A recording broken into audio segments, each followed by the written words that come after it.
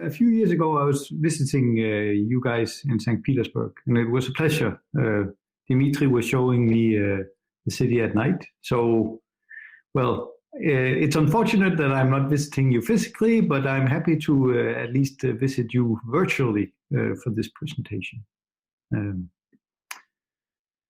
It's a bit strange still to me with this kind of virtual presentation. So I'm happy that some of you are keeping your cameras turned on so that when I say something, at least I can see whether you nod or have no idea what I'm talking about. Otherwise, it's well, I'm just talking to an empty screen, and that's a bit weird as a presenter. At least I'm still not used to it. All right. Adventures in property-based testing. That's what I promised you. So let's get started.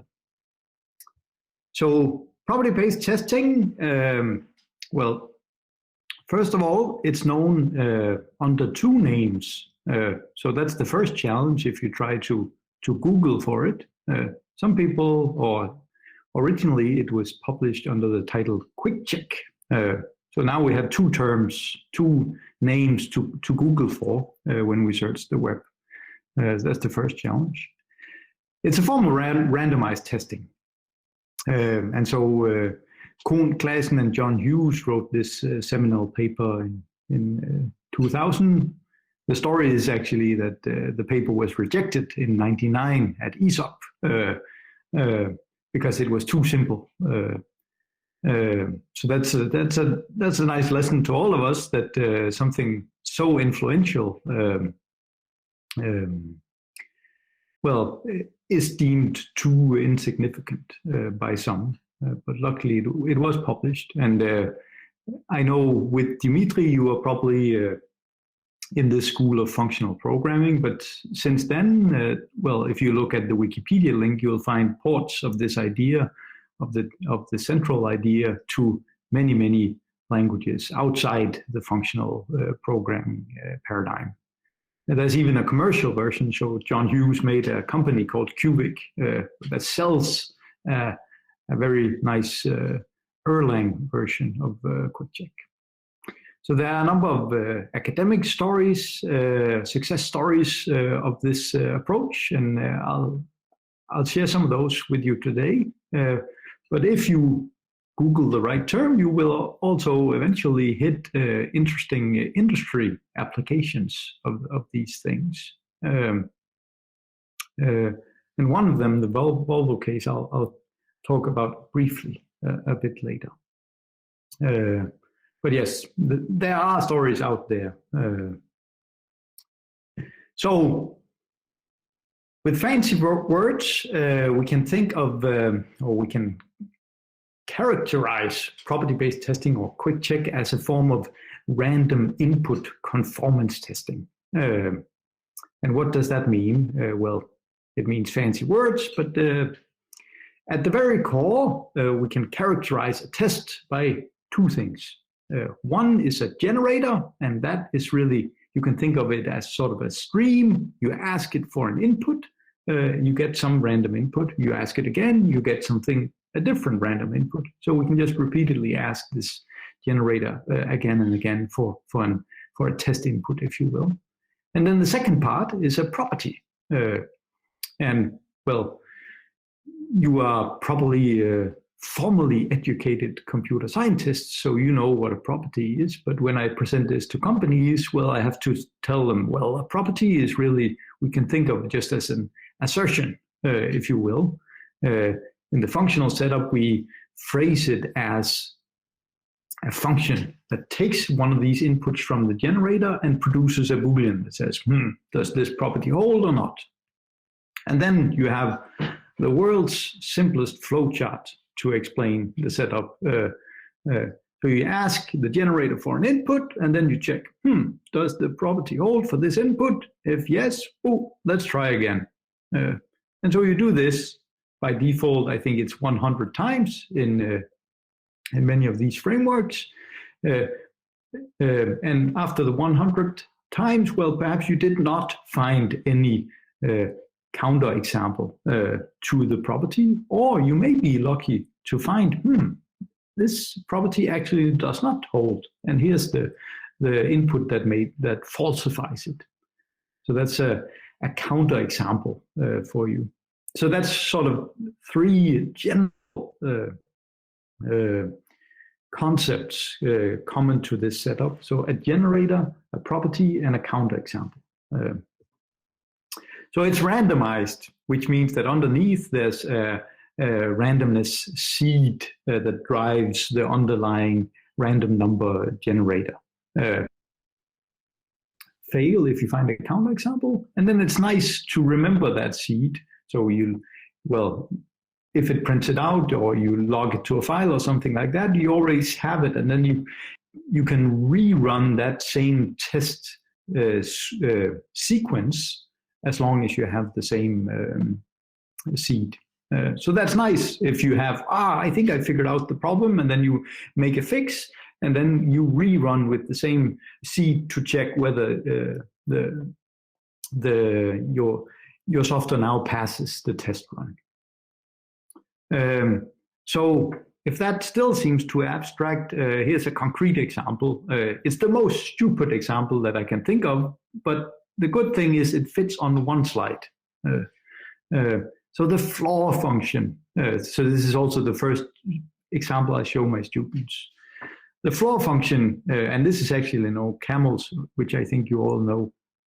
What property should floor have?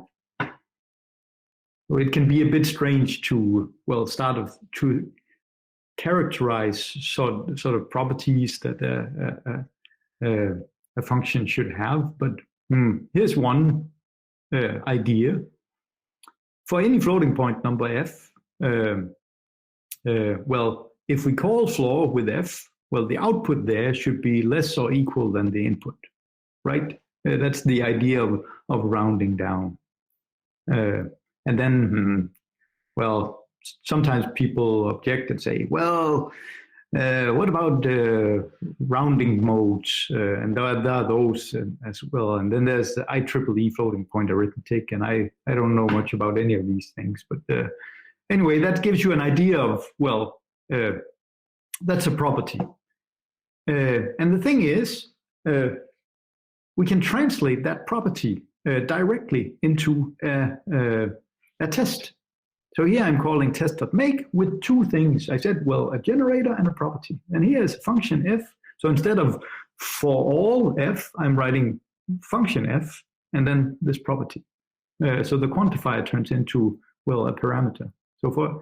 And then the float here, as you know, it's a type. It's the name of a type in OCaml. But in this case, it's also the name of a generator inside QuickCheck, which is the one OCaml library for property-based testing. So I'm giving here test.make two things, the two things we talked about, the generator and the property. And so, we are already set, and then we can run it, and then, if your generator at least has a certain chance of outputting corner cases, like this one, you may see in small font, not a number. And floor on not a number in OCaml is not a number again. And not a number is not comparable to itself. So that's a counterexample for you. So this is just an example. So now we have seen a concrete example of a generator and a property and a counterexample.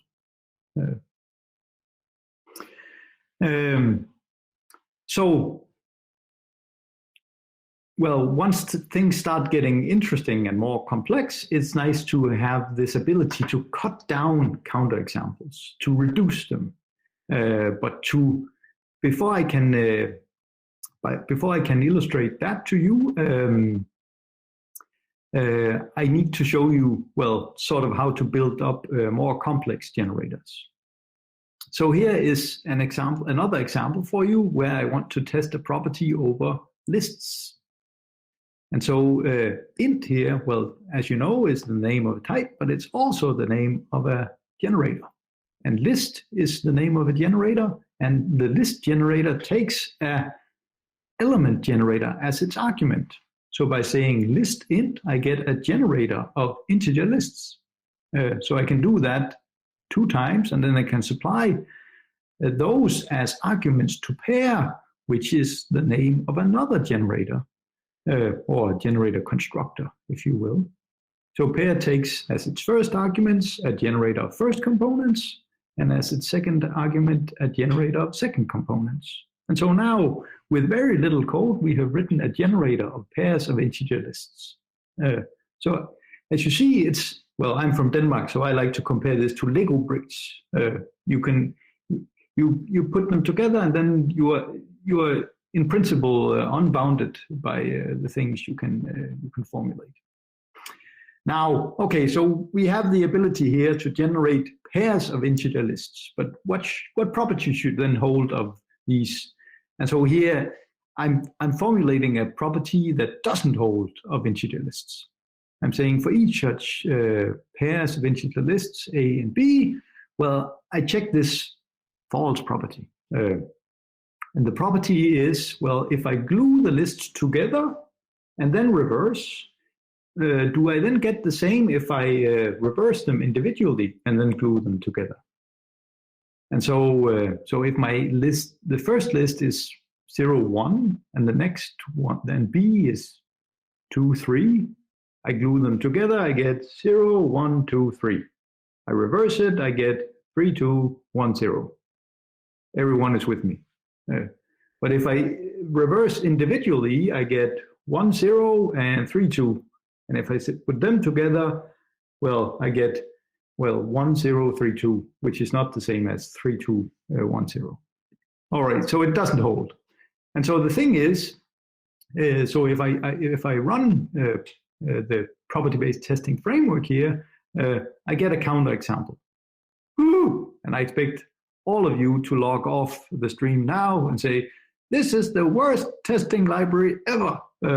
I'm not spending my time on this guy. But the thing is, I disabled this reduction of the counterexamples. So this is the machine-generated numbers you see, and they are horribly complex. But if I re-enable shrinking, the reduction, and I run with the same seed, now you see, this is much nicer to work with as a software engineer. So the singleton list 0 and the singleton list 1. If I glue them together, I get 0, 1, reverse it, 1, 0. And if I reverse a 1 element list, I just get the list itself, and that's not equal. So that gives me 0, 1. 1, 0 is not equal to 0, 1. So that's the minimal counter, in this case, a globally minimal counter example, I believe. But in general, you get a locally minimal one. But so that's the fourth concept. So now we have generator, property, counter example, and shrinking, which is the reducing of counter examples. So these built-in generators come with shrinkers, the test data reducers. So there's a built-in reducer for pairs and for lists and for integers and so on. So that's nice. If you just compose them like this, you get a reducer, a shrinker for complex inputs as well. All right, so that's the sort of crash course to basic QuickCheck or property-based testing. Yeah, so in this case, it took 130 reductions, but it was machine reductions, right? The sad thing as a developer, if you get this long bug report with, I don't know, an XML document or a JSON or something like that, and then you have to hand reduce to figure out, what is actually happening here? What is triggering this bug? And the nice thing here, now we are letting the machine spend its CPU cycles, reduce it for us. All right. So with that, well, we are functional programmers, at least most of us here. And the nice thing about, well, reverse and list concatenation and so on is they are pure, right? We give it the same arguments, we get the same behavior every time. except that the world of software around us does not always satisfy that assumption, right? So there is state in a lot of code out there. And we would like to use this approach to test that kind of code as well. So how can we do so?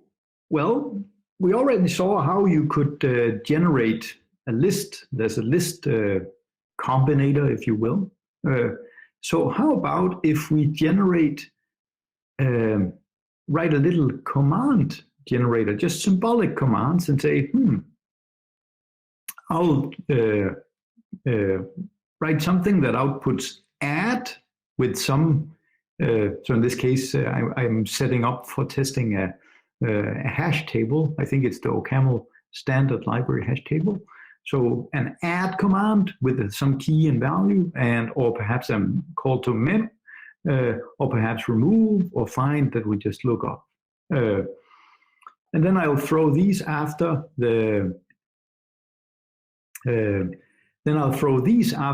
my list generator. So now I get a sequence of such symbolic commands. Make sense? So it's just, constants. Generate me something called add, or generate me something called mem, and generate me something called remove or find. And then what? Then I write a little interpreter of these commands. So I can start my test run by creating an empty hash table. I interpret that sort of symbolic add by calling the add operation in the API. So add, the A with value 4, add C with value 0, query, is B a member? No, and so on. And then what? Potentially we could try to come up with properties that such a hash table should satisfy. Alternatively, we could write a little model, an idealized implementation of a hash table. So a hash table, as you know, is, there's a hash function, there's buckets, and there's potential collisions, and so on. There's probing, and so all of this operational functionality. But from the outside, it's really it's a key value store, right? And so that we can, in some sense, we can describe the semantics of the key value store as, we can describe it functionally using an association list.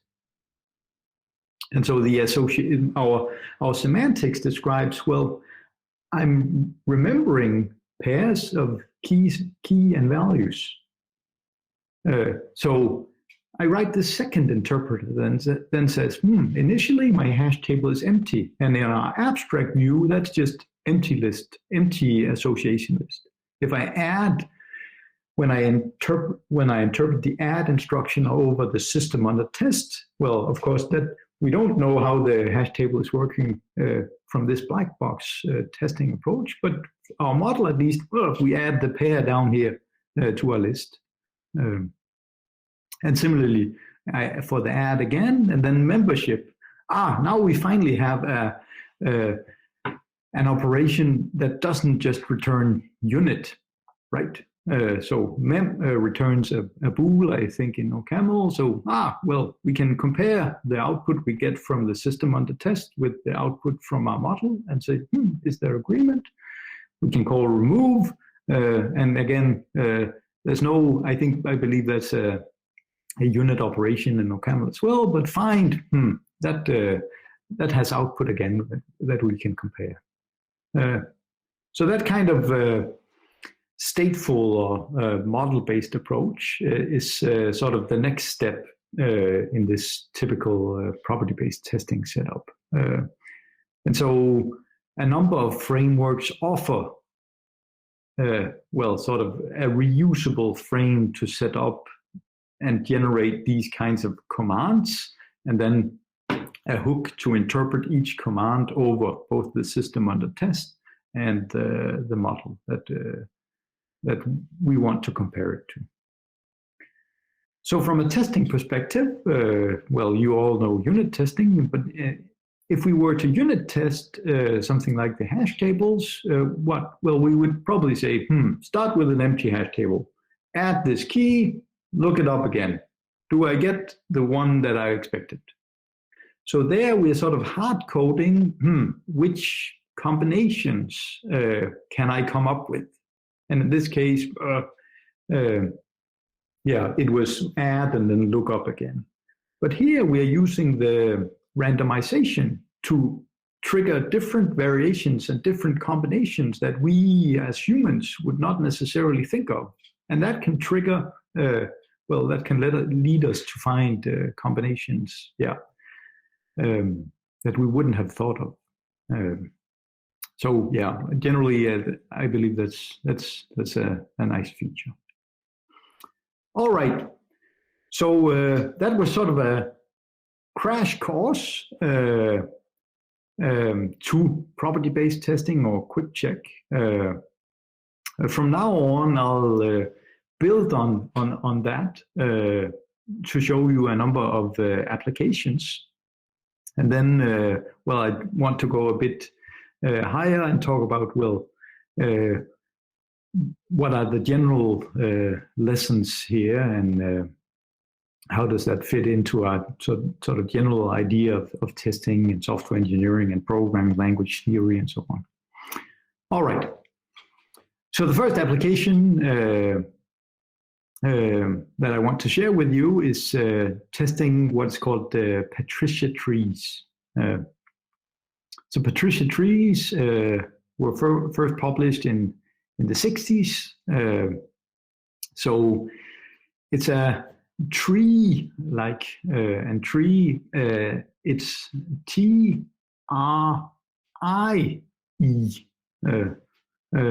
like data structure.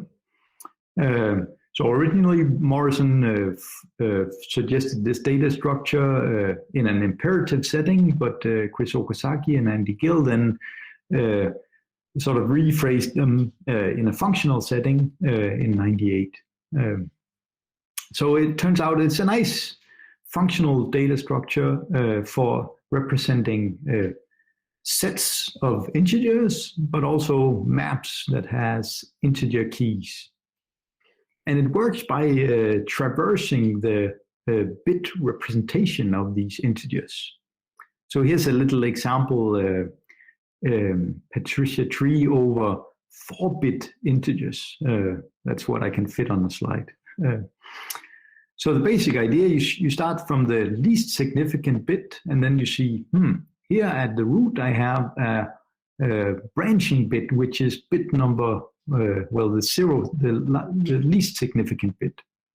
And the numbers that have a 0 in that position goes in the left subtree, and the ones that have a 1 in this position goes in the right subtree.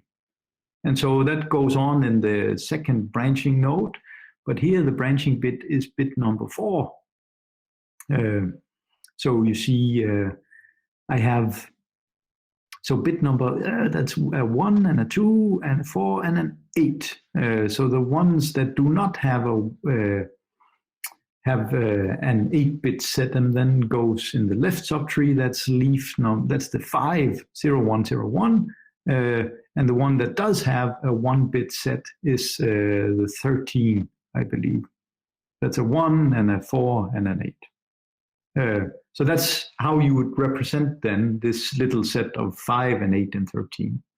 And you will notice that the tree has been compressed, so we don't query all the bits in the representation. And so that's the prefix, the shared prefix. So in the one internal node here, I have a shared prefix, which is 101, that says, all the numbers in this subtree share this prefix 101. So it's only in the bit that comes after that shared prefix that they differ. So that's So Jean-Christophe Filiatre, who is one of the co-authors of COC, he translated that Okazaki-Gill standard ML paper into OCaml back in '99, I believe, and put it on his homepage. So you can play with this data structure using his P-trees or PTZ OCaml library. And well, it has been on Filiatra's homepage for 20 years. So some guys in France from one of the INRIA centers there used that data structure inside a library for parsing and representing Java bytecode files. So that they have two libraries, one called JavaLib and a sort of bigger one, I believe, which is called Soldier. And it turns out that those libraries are actually used by Facebook. So Facebook has this big infer analysis. So transitively, Facebook actually uses this library. Just to say that it's not just, well, it is used out there. All right. If you look at the source code for something like this, this is the kind of logic you'll find. And I'm sure you will, well, I know you are all better programmers than I am, but if I see something like that, I get nervous, right? Yeah. So the thing is, there actually was a bug, both in Filiatra's implementation or translation and in the original paper. And it went unnoticed for almost 20 years. The thing is, I found it using these techniques, so property-based testing. And if you want the full gory details, well, you can tell I'm an academic because I found one error and have to write a paper about it. Yeah. So if we just look at the subset of the API operations in there, well, we have the ability to create an empty set, a singleton, a set containing only one integer. We can query membership, add and remove, just like for the hash tables. There's union and intersection and so on. It's a functional non-destructive or immutable data type because everything is returning a new set. We're not overriding the old one. You'll also notice the setup is slightly different than the hash table because, we have these binary operations. So union and intersection and so on, they take two things. So it's not just one thing that we are mutating, but here we have something that needs two arguments. So that gives you actually an idea of how you could then generate something like this randomly.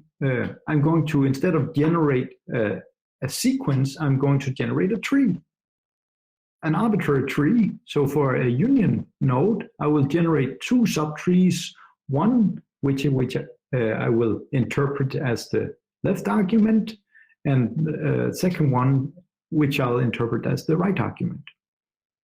And so you can write with a little fixed point combinator and things, a generator of such symbolic trees again. And then, yeah, so in OCaml that you could express it something like this. So mem in this case, that's just a membership query. It doesn't return any new set, so I don't include that here, but otherwise that's the symbolic representation for you. And here's my fixed point generator of such trees. If you programmed a bit of Coq within the Coq proof assistant, you probably have used this technique of using fuel parameters to bound execution. And here we also use this technique of fuel so that our generator potentially does not run infinitely. So I have a fuel parameter, which is that's the number n here. And I say, if you are out of fuel, well, generate me either an empty set or a singleton. And the singleton I do by generating an integer and then wrapping it in my singleton constructor. But if I still have fuel in the tank, well, I generate a number of, well, one of a number of different things, either empty or singleton or add or remove or union and intersection. So the recursiveness, well, the recursion, I phrase using genfix, which is sort of a fixed point combinator for generators. And so the rgen, recursive gen, is really the recursive call. And so you see here that I'm reducing the amount of fuel that I'm passing. And finally, I've sort of pulled out as a parameter the integer generator for the thing, so that I can play with different integer generation strategies. And then I'm just using that integer generator here and here and here and so on. All right. Yeah, so what properties should then hold for sets? And here you could say, well, associativity and commutativity and so on of the standard set operations. And if you do so, you can also find the bug this way. In the end, I ended up just, well, I wanted to illustrate this model approach to my students. So I implemented a little model. And so I'm back to the situation of the sequential case where I need to write an interpreter for each of these symbolic nodes, both over the actual system, the library, the Patricia Trees library, and over my model. And then I check agreement between my model and the library. And the model, it's functionally describing sets. And well, we can use just lists, right? And if we are ambitious, we even use sorted lists so that we can phrase intersection and union in linear time by just running over the lists. So that's relatively straightforward. So remember, this is really, it's testing code, so it's also supposed to be as simple as possible. But these implementations, I haven't fit all of them onto the slide, but they are relatively simple, I would argue. And at least much simpler than the one I started showing you, the bit fiddling logic. Yeah. So, now we are actually in position to test. So I first tried with, so if I first try with uniform generation of the integers, it seems to work. So here I have one property for each of these operations in the API that I'm testing. And the empty case, well, I can test it 10,000 times, but there's no need to.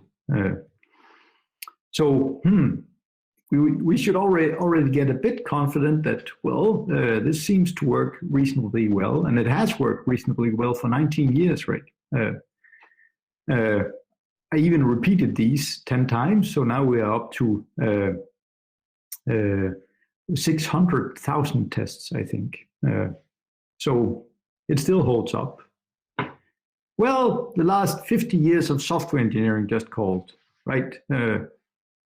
If there's one thing I remember from my undergraduate, it's, well, in testing at least, that's you have to test the corner cases, right? And what are the chances of our uniform generator outputting corner cases of integers, say? Slim, right? It's 1 over 2 to the 63 if we reserve this 1 or 2 bits for tagging in OCaml or something like that. Yeah, so what are the corner cases? Well, for this bit fiddling at least, we should insist that our generator outputs them. So if we can play with a bit with it, and here I played a bit. I used a weighted generator, so with weight 5 out of 9. So 5 out of 9 cases, I generate a small integer. In 3 out of 9, so in 1/3 and 33% of the cases, I just fall back on this uniform generation, and in 1 out of 9 cases, I'll output one of these extremal values, mean or max int. And so I should have a reasonable chance because of outputting 0 and -1 and 1 as well. And at least these ones will also have a chance of being generated repeatedly. So for testing something that involves duplicate numbers. And if we then rerun, bam, this is what you get. So there was disagreement between the actual library and the model. For this case, a union case where I have a singleton set 0 and I add mean int. And then I try to reunion that with singleton 1 union mean int. So we would expect, this is sets, right? That the result should be a set that has 3 members, right? But in this case, the library actually included mean int twice. And the thing is, the reason it did so was it used standard integer comparison to compare these branching bits. So there's a special case when the branching bit is the sign bit itself, and that's where the problem occurs. So I had the opportunity to meet Jean-Christophe Filiatre at some point, and then I showed him, did you know that there was a bug here? And he was just, so he has published this library before there was anything called OPAM or anything like that on his library. And he's a very skilled OCaml programmer. And he has been having these libraries available as open source on his homepage for 19 years and used them and actually published on something that builds on that library as well. Of course, he immediately located it, and then he suggested something elegant where we could express with standard integer operations something that is sufficient to compare these branching bits. So this is a dedicated comparison function that should not be too expensive in this case. And then we can rerun the test with this test suite. So this testing code, all of this is open source. So if you don't believe me, you can have a look here. The nice thing is that there's another OCaml programmer, Simon Cruenès from France. He, as part of a different library called the Camel Containers, also had a Patricia Tree implementation. And so he could reuse this testing code by just changing one interpreter, right? To interpret the Patricia Trees library, he would just call his instead. So that's nice, I think. All right, so that completes sort of the first story of what you can use this for. The second one, stack-driven program generation of WebAssembly. So I don't know if you've heard about WebAssembly. It's this popular or perhaps a bit hyped alternative assembly language for the web. So these days there's support in the 4 major browsers, so Firefox, Chrome, Safari, and Edge. So here's a little example of a WebAssembly module for you. What you'll see from this example is that we're dealing with a mode of computation which is stack-based. So get local will load parameter number 0 and load it onto the stack. And so similar to get local 1, and then i32.add will add 2 topmost arguments on the stack. And so it's furthermore a statically typed language that type annotations here saying, this function expects 2 i32 parameters and also returns one of those on the stack. And you also see, we then export this operation to the surrounding context. And in the web setup, that's typically JavaScript. So JavaScript can call into such exported WebAssembly functions if they should they want to. So of course, in order for this approach to be successful, it would be nice for these WebAssembly programs to be interpreted the same in all these different browser engines. And so in order to ensure such consistency, there's been a tremendous amount of effort. So there's a formal declarative specification of the type system that describes this kind of module validation that WebAssembly programs or modules have to pass before they are run by the browser. There's a formal semantics as well, and there's even been an Isabel of the type system and formal semantics. There's a reference interpreter in OCaml, of course, for the language, and there are literally thousands of unit tests available from the reference interpreter repository. So there, you may wonder, well, with all this wonderful effort, including sort of programming language best efforts, is that enough then to guarantee agreement? Well, actually not. So here's a little example program for you. So if you run this, or at least ran this a couple of years ago with the V8 JavaScript engine inside Chrome, it runs without problems. Similarly for JavaScript core inside Safari, and with Chakra, which was, at least until last year, the engine inside Edge. But if you fed it to SpiderMonkey inside Firefox, this is the behavior you got. Yeah. So what? I hear you say. Well, you are muted, so I don't hear you.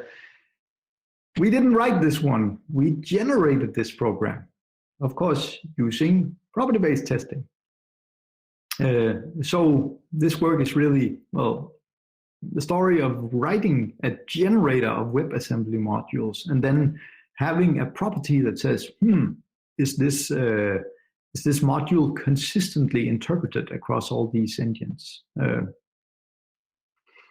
So to do something like that, we need to know a bit more about WebAssembly. So there are 4 built-in basic value types, 2 types of integers, 2 types of floating point numbers. It has local variables, it has global variables. It has what is called a memory, which is sort of a consecutive sequence of memory locations, and that memory can be initialized with what they call data segments. There's also, functions. You saw an example of that. You can designate a special function as the start function, similar to main in C or Java or something like that. And then you can also have a table of functions for indirect function calls, and those can also have can be initialized with what they call element segment initializers. So that counterexample you saw before, we can now understand a bit better. So there's actually an empty function, and then we designate this one function, number 0, as the start function. Then we create a one element table of functions, and then we write with one of these element segment initializers to offset 0, the 0th function into that table. And that's actually enough to trigger, or it was enough to trigger this bug. Yeah, so all of these functions and globals and the function tables and the memories can all be both imported from the surrounding context and exported to the surrounding context. Yeah. So the type system, there's a lot more to the formal specification than I could fit on this slide. Here I just selected a few rules in order to give you an idea of the flavor. You saw i32.add, so the bin op operation here expects, in this case, 2 things of the same type on the stack, and returns something of that type on the stack. So in that sense, you can see the type system is really describing stack changes. But other than that, it's a standard type system setup. Yeah, the function validation rule looks something like this. So you see the function type doubles as both expressing, well, function types and stack changes. So in this case, well, functions expect their arguments on the stack and leave their result on the stack. So we then extend the context saying, oh, now I have locals that have these and these types. I have a label if I want to jump out of the function saying, well, what should then be the return type when I jump out? And I also annotate in the context this return type. And then I type check the body, checking, well, assuming nothing on the stack, can I then type check the body, ensuring that that it leaves T2 star here on the stack. So using that relation, so it's formally a relation, but I can then write, I can interpret it as a generator if I read it backwards. So I write a generator instructions rule, in this case, that takes one of these, the context as a parameter. In this case, I take the list of values, the parameters, also, no, sorry, my bad, mistake.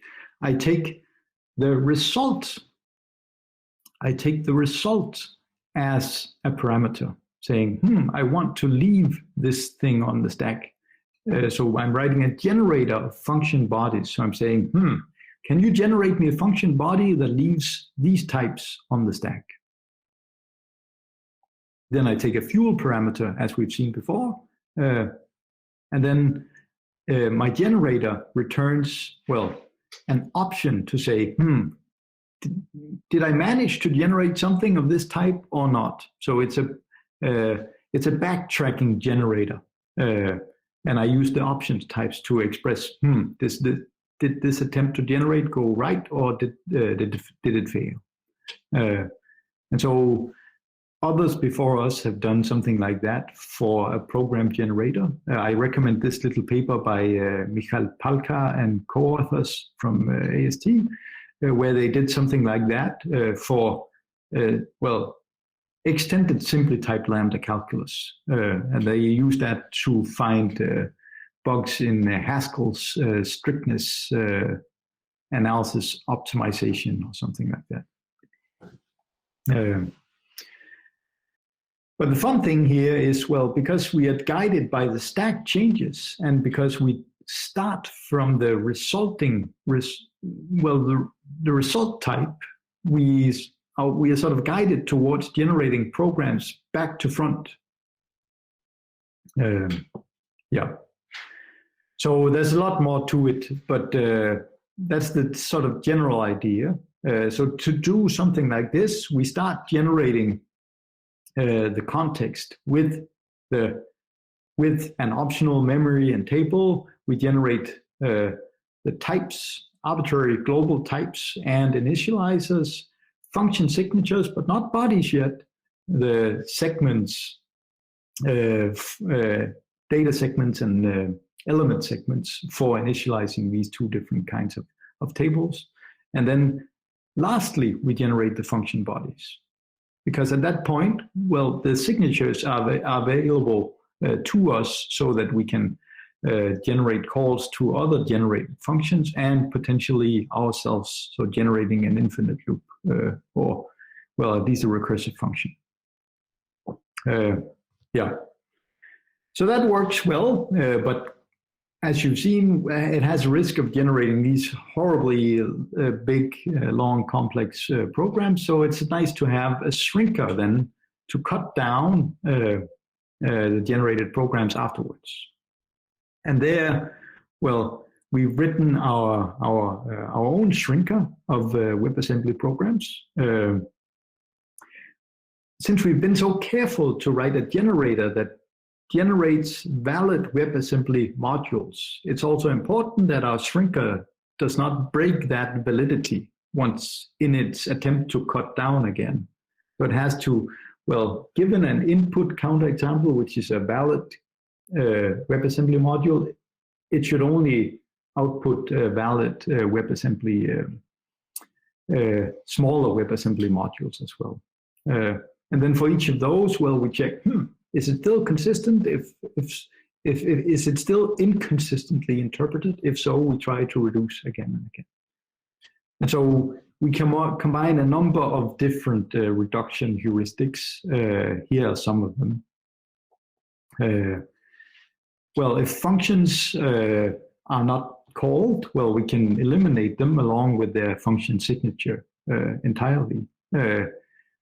If something is not, well, similarly, an import, if it's not called, we can eliminate it as well. For function bodies, well, we can do several interesting things. The sort of obvious one is to say, I look at the return type.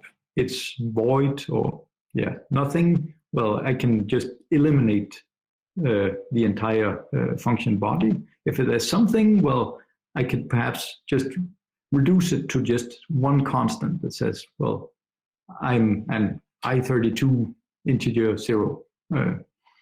Perhaps the bug is not triggered by that particular function. Or we can try something more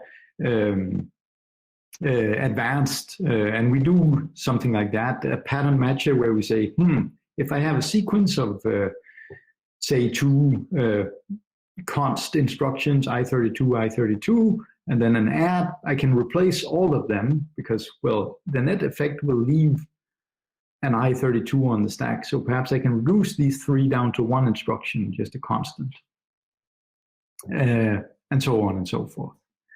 There are a number of, you can reduce the globals and so on. There are a number of heuristics. And so rather than try to explain all of you, I want to just illustrate an example run. So here's a program generated which was too big even to fit on the slide. And whenever I go to the next slide, we see a reduction.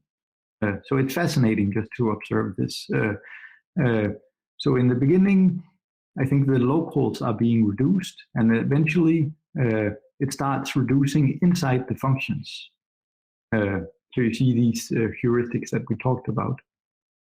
So reduction inside the functions, and now the globals are being reduced. Eventually the memory and the table are, and that's an example of the output. So at least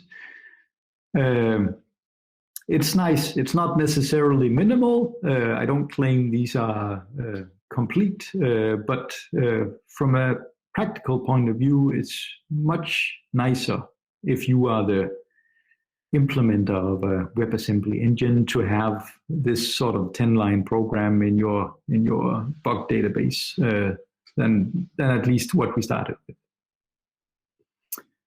So consistency. Well, what does that mean? Well, in our setup, each of these generated modules export 3 functions so that we have, and then it prints the result from each of these so that we have some output to compare. We also import 3 of them, the same well, a printer for 3 different types of numbers, I32-bit ints and both type of floats, so that there's a chance of generating a call to those as well. And if you're wondering about why we left out the I64, the 64-bit integers, it's because the JavaScript context does not have any way of printing that kind of number. And then we have a pipeline. So our generator, written in OCaml, just outputs a text, an ASCII file containing one of these Wasm programs. Then we have a conversion script that converts this WebAssembly assembly program into a self-contained JavaScript file that contains, well, the hooks to call the WebAssembly and print out and so on.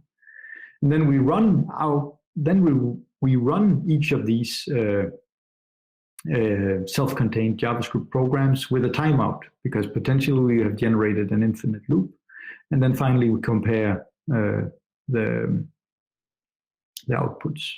We also compare the behavior, the observed behavior, to the reference interpret. But I haven't included that in this illustration. Yeah, so it's surprisingly challenging, I think, just printing. In this setup that we do, we actually don't call a browser with a big, a graphical window and so on, using something called JSVU, JavaScript version updater. You can call these engines just from the command line. So we can isolate just testing the JavaScript engine and the WebAssembly interpreter inside of it. When you do so, there's nothing called console log. So there's actually not, as far as we could find, no standard conformant way to print. But by chance, we found something called print. It's not included in the ECMAScript standard, but yeah, it was good enough. These different engines will throw very different error messages. And as it turns out, also different exception types. So we tried to, well, catch them with a regular expression to normalize them down to something which we could then compare. Just printing the floating point numbers also turns out to be a challenge. The engines mostly generate, well, the interpreted and result in identical bits computed, the bit patterns computed. But the different JavaScript engines then use different algorithms for printing or interpreting such a floating point bit sequence into a decimal number. And so that was quite a challenge. Eventually we've ended up figuring out, if we just print in base 2 then. But in order to do so, I ended up writing a base 2 printer for OCaml, for the reference interpreter, in order to be able to compare to that as well. And so there are a number of other challenges. This supported stack size across the engines are different, and table sizes and number of parameters and so on all differ across. So I presented this stuff at Atlas a couple of weeks ago. And at that point, we had found 5 or 6 actual errors, including this spider monkey crash that I showed you, and a number of other ones. Some of these were known, some of these were not known. And then we found a number of other differences, like the exceptions thrown to in the surrounding JavaScript context was different. So here's an example of a difference in JavaScript core. So it was related to this branch table instruction. So in V8, this went well and returned 0, and similarly for Chakra and for Spider Monkey, but in JavaScript core, it will actually result in an infinite loop. So the branch table, it's an instruction, to guide a branch table, but in this case, our generator has produced a branch table which is empty, and sort of there's only a fallback label, if you will, number 1. And so if we look at the formal semantics in the specification, it says, well, if you have some instruction pushing, if you have a constant on the stack, and that constant is not within bounds, you should fall back and branch to this fallback label ln here in the slide. And label number 1, the surrounding loop in WebAssembly is the label 0, and then they are numbered outwards. So restarting is label 0, but the surrounding context outside the loop is the function context. So label 1 then, it's a De Bruyne-like indexing. So label number 1 is jumping out of the function, and that's what Chrome and Edge and Firefox did. But the Safari one only jumped out to label 0, to label 0, which was restarting the loop, and that's why you got this behavior. And this was not just a theoretical bug, because there were a company out there using WebAssembly to render fonts. And so they had been bitten by this. All of a sudden, with the newer version of Safari, they got this mysterious font rendering. So that's, of course, harder to debug than this 9 or 10 line example program. So I count that as a little success of this approach. So this was trying to illustrate to you this idea of stack-directed program generation and shrinking, and hopefully convince you that you can actually do something like that. Some of these, browser vendors use fuzzing, but these bugs, it turns out, had escaped that fuzzing efforts. Again, this is the details for that paper, and the code is also open source on that URL. All right, the last example is just a one slide example, and then I want to go sort of in say something more general. So REST APIs, you probably all use and know REST APIs, but 5 years ago I started teaching web technology, and so I had to read up on this stuff.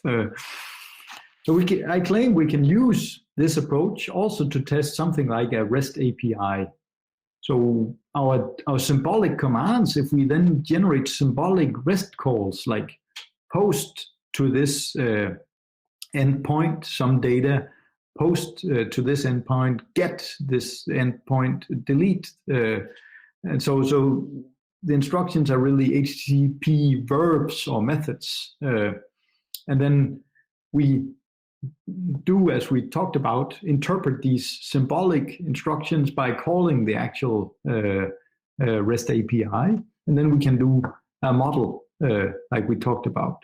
And there, in a web context, things return status codes, 200 OK, perhaps 404 not found.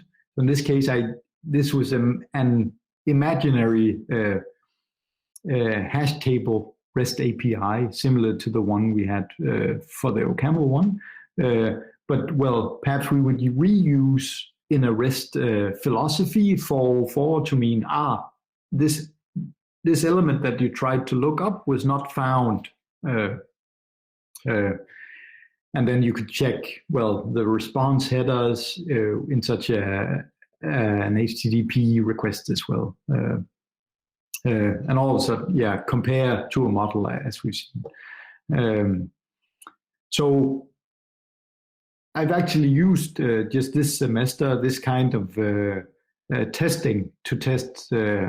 I had a course where I had to teach this stuff to over 250 students, and I could not hand correct with my teaching assistants that much code or that many hand-ins. So we used this kind of automated testing, and some of the students saw, they have unit tests in there, so we can just be clever and hard code our tests up against these unit tests. But, well, yes, because I had done these property-based tests as well, they could not only get away with doing that. I've also had some of my students collaborate with companies in Denmark. So testing 3 different kinds of products. One was an e-commerce product, another one was a military communication system, and a third one was patient journals, a patient journal system from healthcare. And then all of these approaches, they actually found bugs and some non-trivial ones as well using this approach. So there, well, if you are sending back and forth JSON or XML data, you would then write a generator of these things. Yes, there are a number of other applications.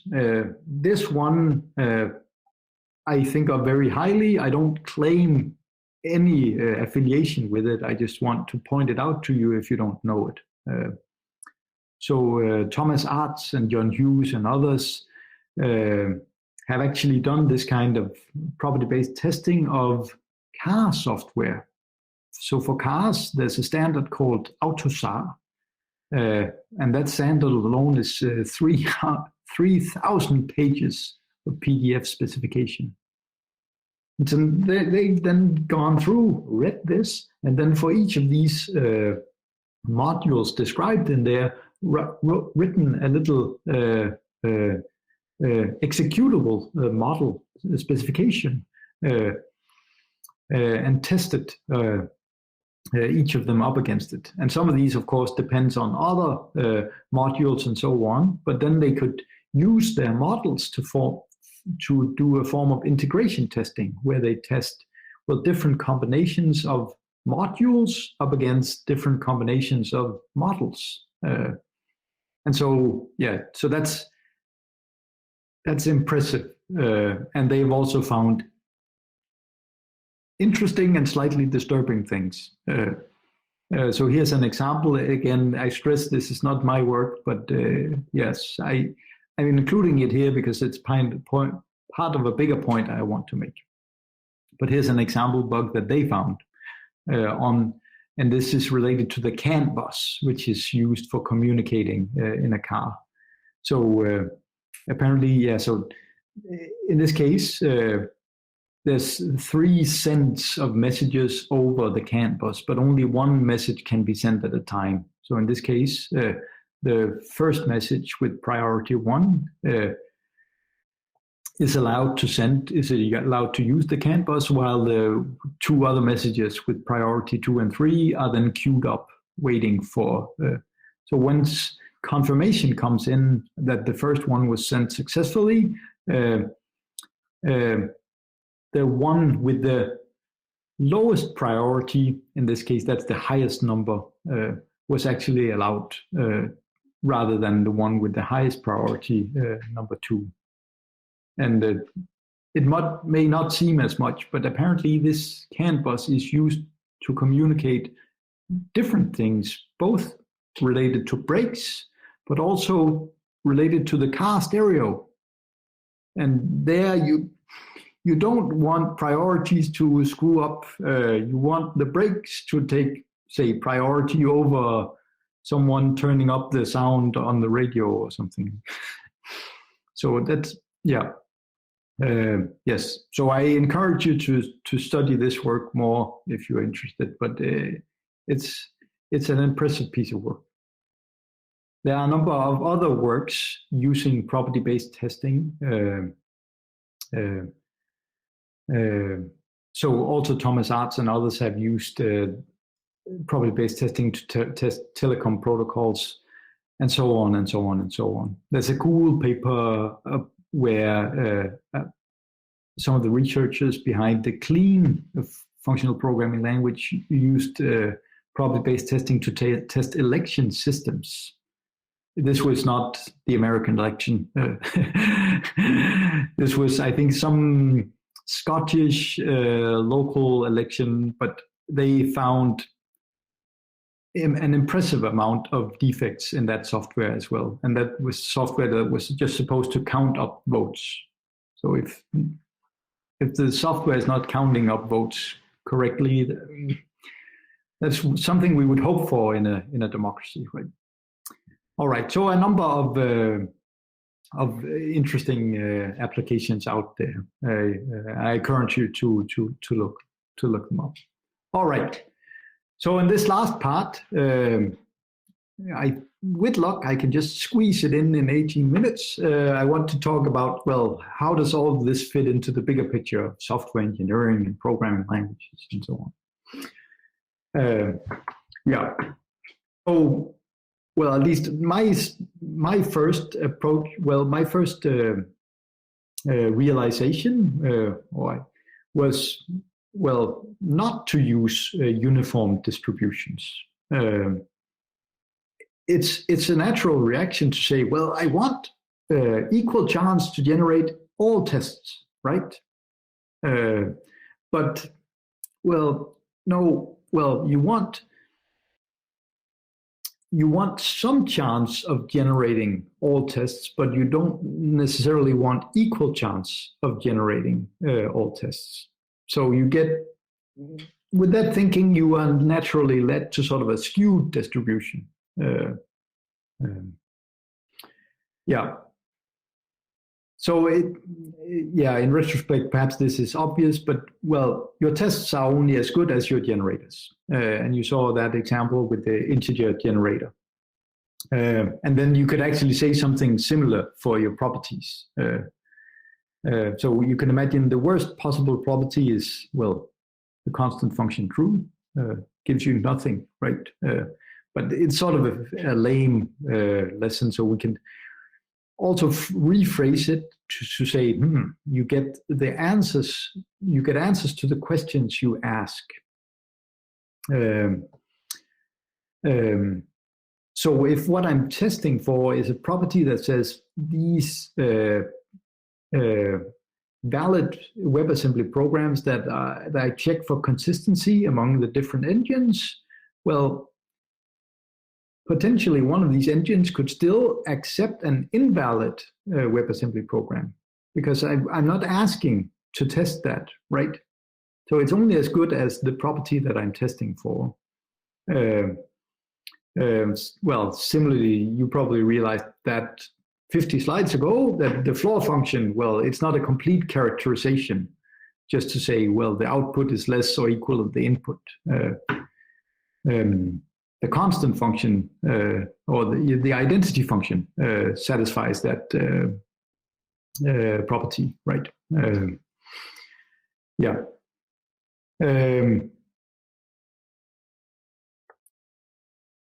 Yeah, you can, once you start thinking about it, well, yeah. But my point is, well, there are limitations to this approach as well, both, well, in terms of generation and properties.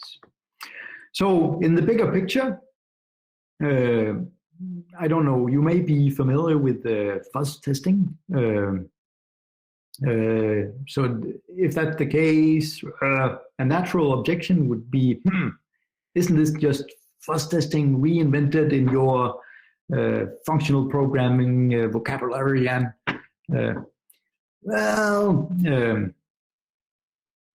so the name fuzz testing comes from a guy called Barton Miller, and that's a fascinating story that he was working from home on a long and a dark and rainy night. And then he was using a dial-up connection to the university computer. But because of the rain, there was interference on the line. And so it was hard to just write a complete command without any noise jumping in. And so that inspired him to this approach of some form of randomized testing. So those generators that they come up, this approach that they did was also black box, just random noise with some skewed distribution that likely would trigger undesired behavior. But since 1990, there's been as well sort of a parallel development within fuzz testing. So these days there are very cool fuzz testing engines. One is called American Fuzzy Lob, or AFL. Another is called libfuzzer. I believe that's built into Clang or LLVM. And then there's an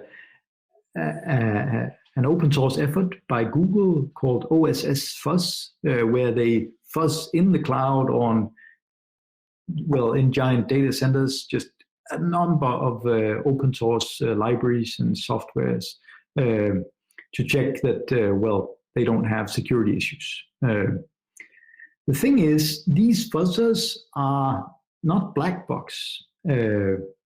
They are white box, and so they use coverage of the tested system as a feedback loop to guide.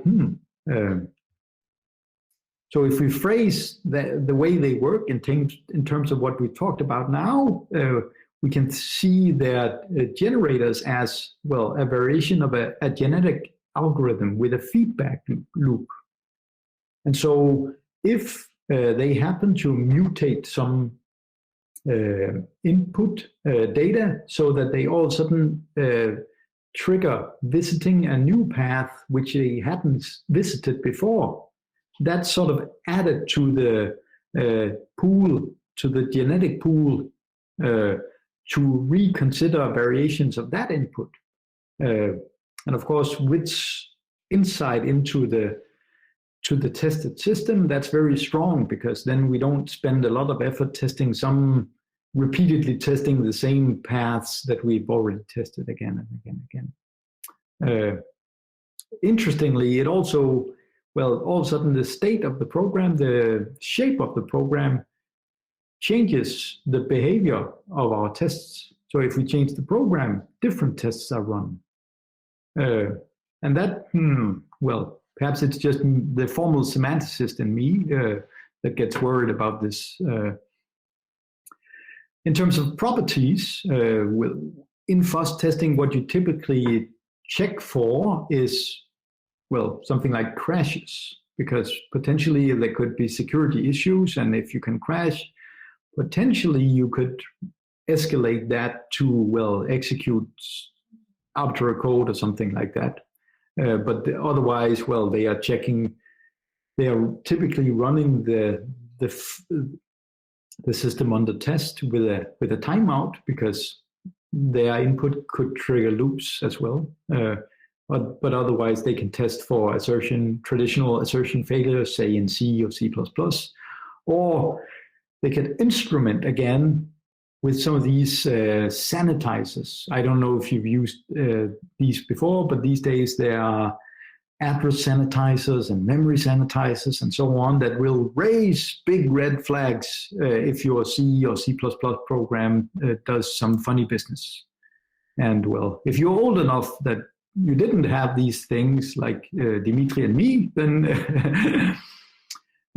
well, it's really nice to have tooling that will, wait a second, your C program is writing outside the bounds of this array. Well, if you go back 20 years, you did not have that kind of nice technology. Well, a bit squarely stated. My point is, if you have a generator like that, that is so focused on coverage, there's a risk that, well, you get, well, say 100% coverage, but still your program has bugs. And the WebAssembly Indian bugs are examples of that. Interestingly, I didn't check especially for crashing. This was not a security test. This was the work of a semanticist, right? We want a consistent interpretation, right? But we happened to find a crash nevertheless, because it was sort of a logical bug that had escaped fuzzing. So I think that's interesting. Yeah. So within testing, you separate, well, positive testing. Well, if I paint within the lines, does the software work as expected? And that's, of course, nice if you're doing some kind of verification.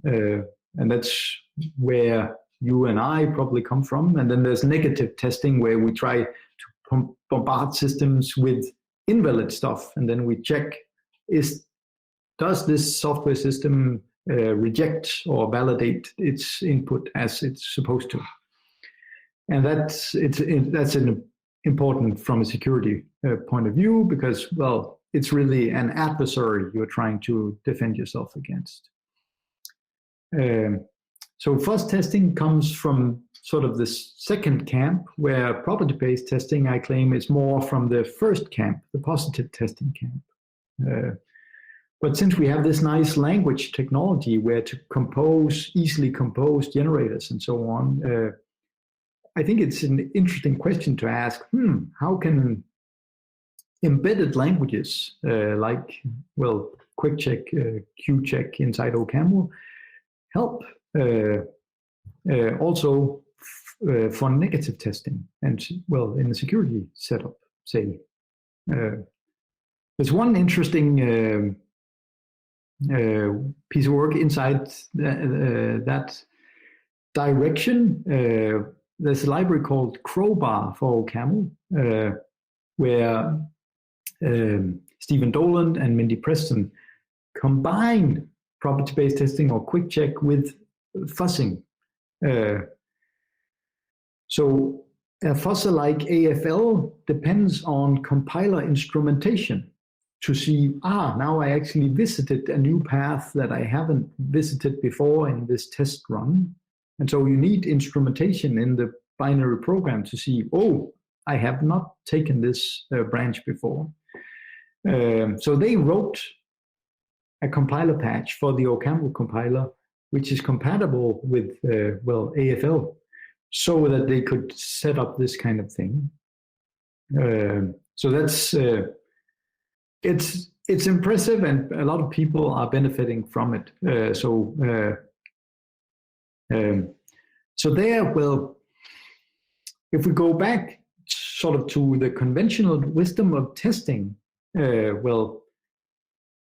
we as humans, we have a limitation in how many paths we can keep in our heads, right? So we only white box test up until some point, and then we switch to black box testing. When it's computers that are observing with these white box or gray box tests that they call it, it's not as apparent that there's also such a boundary. Last week I was actually watching a talk on fuzzing by some of the by a guy from the Google fuzz testing team, and he actually said that there is a boundary also for automated white box testing. So in this, for him, he was saying, well, for something like Chrome, that bigger program, it's beyond. It's not possible to test such a big software system, even with automated white box testing. So I think that's interesting. We moved the bound, but there is still a boundary. Speaking of sort of language technology, embedded domain-specific languages, I think it would be nice if we could phrase sort of a library which can be used for both the white box and the black box approach.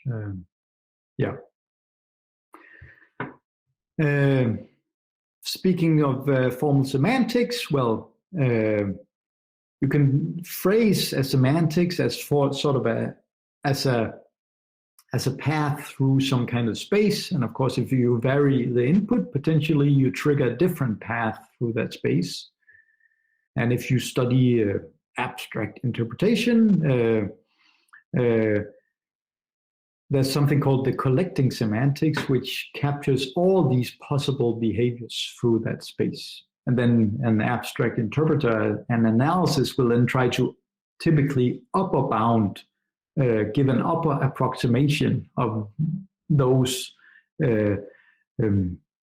possible traces.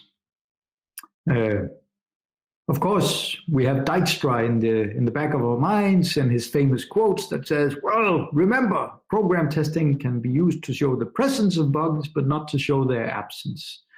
Or in other words, well, we only know of the bugs that we actually tend to find. But the nice thing, to me at least, about these property-based tests is that we are less limited by the human resources. So it's a test it's just a parameter. If I want 100,000 tests rather than 100, it's just I change one parameter and I press run, right? So in that sense, I get a better under approximation of the possible reachable traces. So I think that's nice. And so there's a better chance of finding these things, still recognizing Dijkstra. In the bigger process development picture, I claim that property-based testing also fits nicely in. Testing tells us, well, we should start unit testing, then move up to component level testing, and then integration testing and full functional testing. And these days with Git and GitHub and GitLab and so on, we should have continuous tests that are run at each software change. So floor, it was a stupid example, I admit, but it's an example of a unit level test, I claim. Patricia Trees was sort of more component level. WebAssembly, that's more full functional test, I believe. And the AutoSAR, well, they actually tested at multiple levels of this spectrum. All right. So this concludes the adventure. I hope to have convinced you that property-based testing is, well, at least a promising approach to randomized automated testing. It focuses on these properties, which can either be some domain-specific properties of, well, one particular domain, or this general idea of model-based tests. The nice thing is that the machine-generated outputs are automatically cut down. And, well, I claim that you can actually use something like this at multiple levels of the testing spectrum. There are a number of applications. I didn't talk so much about libraries, but I'll be happy to share some of those with you as well. But the moral of the story, I believe, is, well, don't write tests, generate them. And if you're curious, I actually have funding available for property-based testing for a software system guiding Industry 4.0. So if you're curious about that, look up this URL. I think the deadline is January 20 or something like that, but I'm not quite sure. But yes, all right. Thank you for your attention. Thank you, Jan. Please, questions, comments, suggestions? Okay, can I ask a question, please? Raise questions, raise hands. We do what to ask questions. Go ahead. I think Tom was the first. Okay, yeah, thanks. So, hi, and thank you for your great talk. So, speaking of libraries, have you actually used, for example, Jane Street's QuickCheck port? How would you compare it to QuickCheck? Kind of like the standard. Yeah, so it's like QuickCheck versus Jane Street's QuickCheck integrated into the base. Yeah. I guess that just says mostly something about my age, because I'm an old OCaml programmer, so I'm used to the old standard library, and so I haven't really used the core and the OCaml, the Jane Street libraries. I'm aware that they have a QuickCheck port, and from the looks of it, it looks solid. But yes, my own experience is with QCheck, and I try to contribute a bit to that as well. Okay, see, yeah, I'm asking because I haven't tried it myself yet. Yeah, yes. I'm also on QCheck. Yes. Yeah, thank you. Yeah, sorry, but yes, no, they put some effort into it. That's clear. So it looks nice, but I don't have experience with it. Sorry. Okay, thank you. Mikhail? Okay, so about the distinction between white box testing, black box testing, fuzzing, and property-based testing, what do you think about the approaches that try to mix property-based testing with coverage-guided approach, like the project called Zest, which does that for JVM? They are basically just a property-based library like QuickCheck, but they actually have a feedback using coverage. They're using JVM, so they have a Java agent that looks about the coverage and then goes back to choose the branches of property-based testing based on coverage. Do you think that it has the same problems you talked about when you talked about AFL and the stuff? Because they don't do fuzzing in the general sense. They are structural, like QuickCheck. Yes. But they still use the coverage thing. Yeah.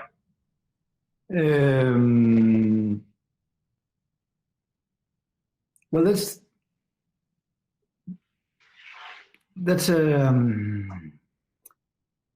so I'm not familiar with the details of Zest, but the thing is, what I like about something like property-based testing is that I control the distributions. So in some sense, I'm programming a distribution.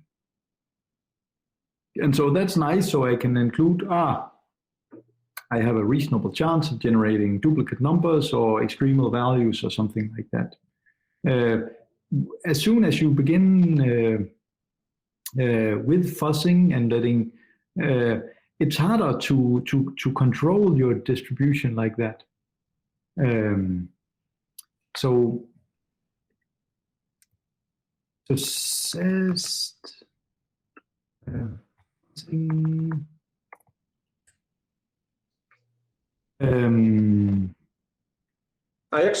haven't used Zest. I just know about the approach and that they used coverage-based guidance.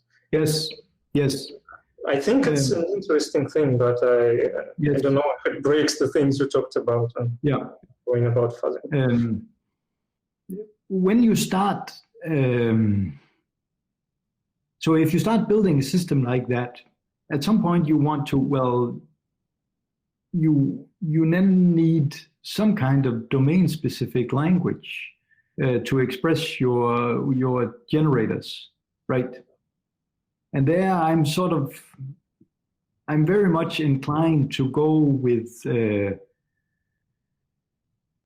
reusing something like a functional language, which we know is very nice for phrasing domain-specific problems in many different contexts, rather than reinventing language technology for one particular need. So I'm not familiar with the details of Zest, but without having looked at it, I fear that I may not be able to express the kinds of things that I can do with full OCaml under my fingers. Okay, Okay.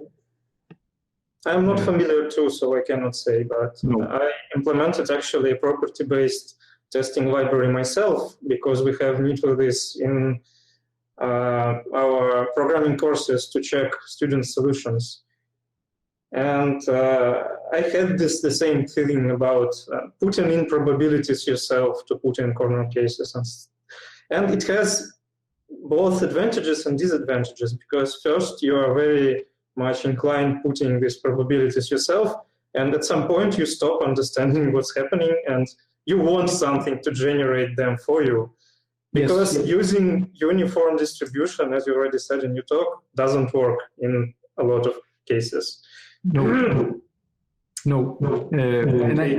And actually, there was for the Firefox bug, when we reported that, we could then see the messages being sent in the bug database, in Mozilla's bug database, and one of the developers there was saying, that's weird. Why wasn't this bug found by our fuzz tester? Because they don't know what their fuzzer is doing. It's just black magic. And I'm worried that, well, if you're just using things as black magic, that and then, well, the nice thing... Some people actually want black magic, don't they? Yes. Some people use QuickCheck by just putting it in, magically generate me all the generators, and then I just use it and find bugs, and it works. Yes. You don't need to write tests. It's magic. It's yes. Cool. That's what a lot of people need, actually. True. Or maybe they think they need it, but they don't really understand. Yeah.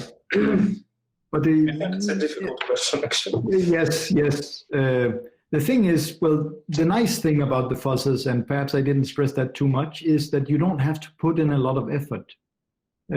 For something like AFL or libfuzzer, you can supply a number of example test inputs, and then by mutations and so on, it will combine and try variations of that and develop an understanding, in some cases, of the input format.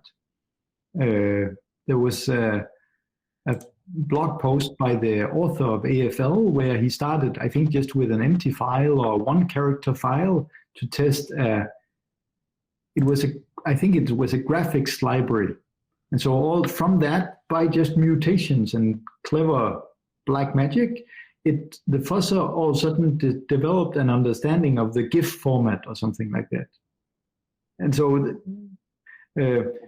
the thing, well, for the WebAssembly, well, they also gave their fuzzer some WebAssembly examples, and then they pressed run, and then, well, it found something, but it didn't found this one. And so we came, well, look here, it makes it crash. Oh, why doesn't it find that? We don't know. But if we add it to our example pool, well, it will find it. Yeah, but so I think, the moral here, I think you should probably do some combination of both, as you say, just SEST apparently does, where perhaps the inputs from a black box library are then fed to the white box or gray box and fuzzer, as they tend to call it, so that they sort of combine and strengthen each other. So that's probably the way to go. What I'm just objecting to, or what I was trying to object to, is this sole focus on only coverage driven. I think that's a mistake. But that's mostly a philosophical mistake, not a technical one, I think. Well, if that sole focus means that you will miss bugs, I think it's a mistake. Okay. And it's not in some sense it's a known limitation. If you have an IT manager who doesn't really understand the technicalities, he will look at how big is the coverage of our test suite? Well, it's only 77%. It should be 100. but 100% coverage does not guarantee bug freedom, right? That we know from testing, from manual testing. And now it seems that we are sort of doing that mistake, but now in an automated setup. Do you follow me? Yes. And so I'm just saying, well, don't redo that same mistake in an automated setup. Don't fall into the same trap again. But when we do property-based testing, we have other pitfalls, like we run thing 100,000 times and then it doesn't find the bug test. Actually, I have an anecdote about our students. If they get an error from our random test property-based testing system, they just resubmit the solution until it's gone. That's a fact. They do that. Yes. They do the same code, and there's just now there is no bug in there. So. Yes, that's unfortunately also my experience with some of our students, but yes, that's unfortunate. I think just need to keep track of the seed, right? Talk with you. Sorry, Anton was saying you keep track of the seed? Yeah. If it failed before, just try it again, okay? Yes. Okay, we keep track of all the tests that failed. In a study system, it's essential because students do different things to the system. And we need to be aware of that. Just the behavioral pattern is there. So, some of the libraries keep track of the last run. So I believe, so there's a library called Hypothesis for Python. And there I believe you can rerun the last test once again, the last failed test. And similarly for the commercial QuickCheck port for Erlang, I believe that also has that functionality. So it's not a big feature, but it's a very, very useful feature. We just keep track of the data, of all the failed data in the database. That's it. Yeah, yes. And what do you think about more structurally based testers? Where do you fall in your classification, like CSmith or other compiler fuzzers? Do you view them as instances of property-based testing or closer to fuzzers? Yeah, so CSmith is, so I think they call it themselves compiler fuzzer. Yes. I come from this property-based testing side, so I view it as, a generator. It's a black box generator of C programs. To me, of course, it's a serious effort to read and understand the C specification so that this generator has been engineered such that it doesn't have any chance of outputting something with undefined behavior. And it's, I'm sure you are familiar with that list of bugs that they found using that approach. I forget whether it was written in Python or was it C++ or something like that.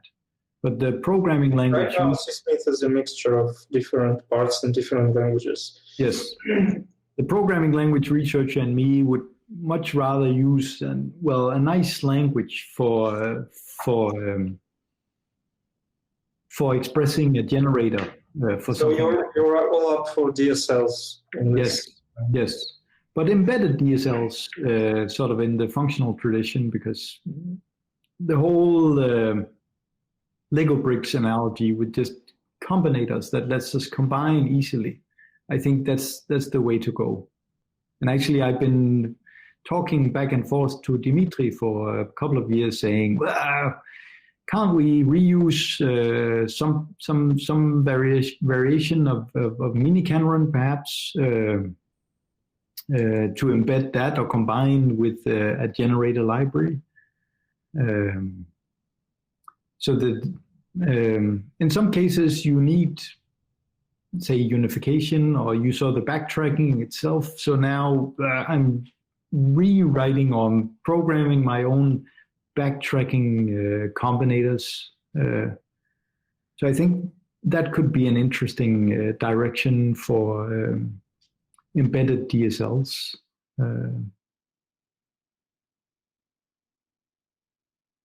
Yeah, and I always answer positively. Yes. If you have more questions.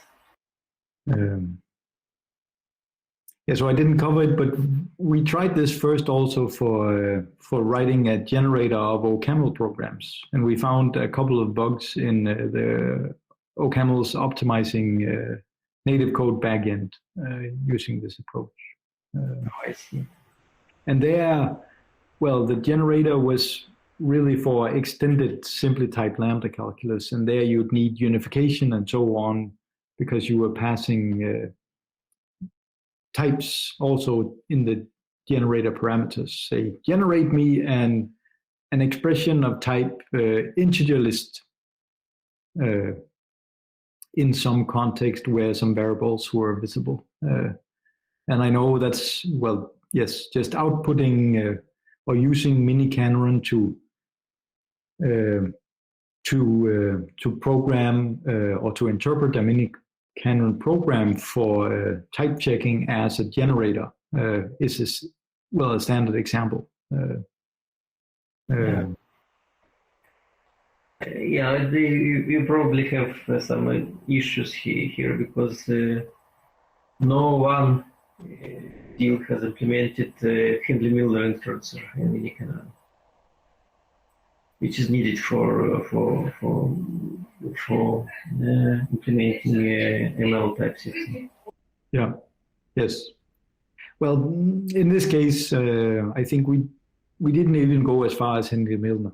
It was just still just simple types, but with type variables.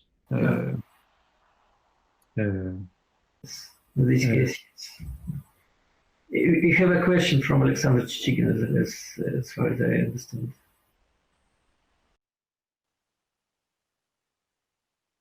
We do not hear you. Yeah. Your mic is on, but we don't hear you. Yes, we should use probability-based testing.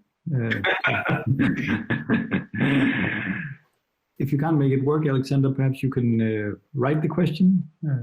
Okay, sorry, while we are waiting for Alexander to get his stuff working, so can I also, it's probably more like a comment rather than a question, but so you already mentioned this crowbar tool, right, which combines AFL and property-based testing. So there is also a paper by Lampropoulos, Hicks, I think, and Pierce, published at last UPSLA, right, last year. So they kind of do the same, but instead of just mutating the source of randomness, they mutate the inputs kind of directly. And so they, in that paper, they actually claim that their approach is far superior to the crowbars. Like they mentioned that sometimes they can generate a counterexample to their system under test in like minutes, while crowbar or just nothing, like just like bare randomized testing, it just works for an hour probably. So something like that. So that approach looks promising for systems with so-called sparse preconditions, right? So when it's kind of like on the other hand of the spectrum, right? Because you don't have to put in much more time, like coding up your generator by hand, right? You just get that kind of for free, right? And you don't put that precondition, right, to filter out all that stuff. No.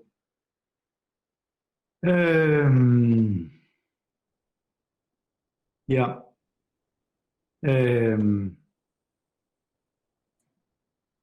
Well,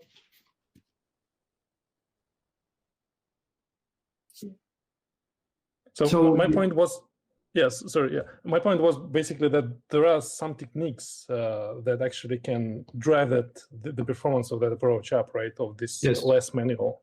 Yes. Yeah, so I'm aware of that work. So again, I'm sort of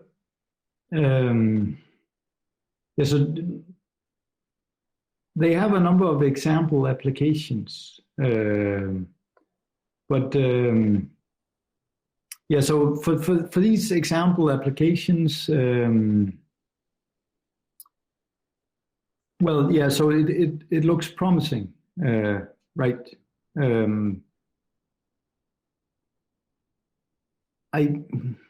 Yes.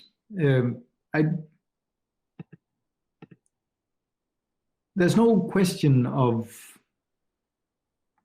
the effectiveness to me of coverage guiding, and so I think also in the software engineering literature there are variations of saying, well, we don't just consider branches as part of our coverage; we do other variations and so on. But